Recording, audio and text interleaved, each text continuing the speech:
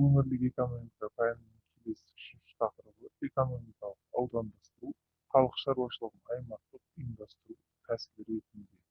Дәрістің негізгі мақсаты аймақ шаруашылығының күрделі салалық және аймақтық құрылымын анықтау. Бұл жерде нақты өзара салалық құрылымның нақты өзара байланысы және пропорциясын сипаттайтын салалық шаруашылық кешенінің жиынтығын зерделеу болып табылады. Қарастыратын сұрақтарымыз: бірінші, салалық құрылым; екінші, өндірістік емес сала.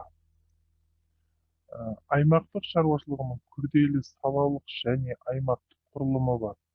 Салалық құрылым нақты өзара байланысты және пропорциясын сипаттайтын салалық шаруашылық кешенінің жиынтығы болып табылады. Біртұтас шаруашылық кешенінің бірлігі материалдық өндіріс саласын, онда жалпы халық санының 68,7%-ын құрап отырып жұмыс жасайды.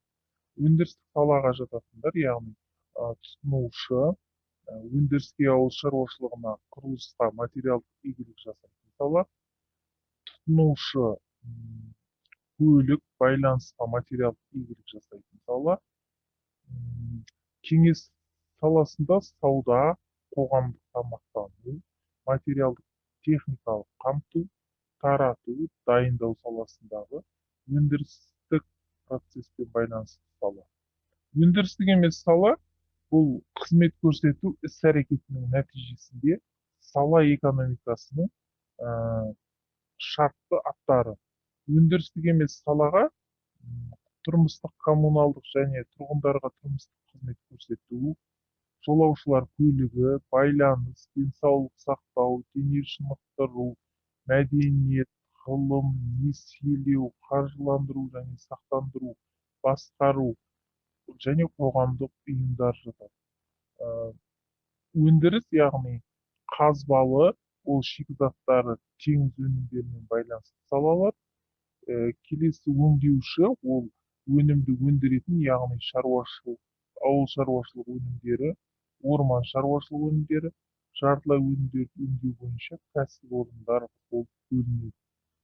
Ғылыми-техникалық прогресс жетістіктерін енгізу, оны шешу мәселесі Қазақстан Республикасының стратегиясында қарастырылған. Бұл стратегияның негізгі мақсаты сала экономикасын әртараптандыру жолымен және шикізат қалдығын дамыту жолымен тұрақты дамуға қол жеткізу, бәсекелестік қабілеттілігі жоғары экспортқа шығаратын өнімдерді шығару, қызмет көрсету саласында және өңдеуші салаларда мемлекеттік ғылыми және инновациялық саясатты белсенді жүргізу, әрі қарай қаржы нарығын дамыту және білім беру монополияға қарсы инфрақұрылым саясатын жетілдіру, және сонымен қатар экономиканың және басқарудың барлық саласында әлемдік стандартқа қол жеткізу.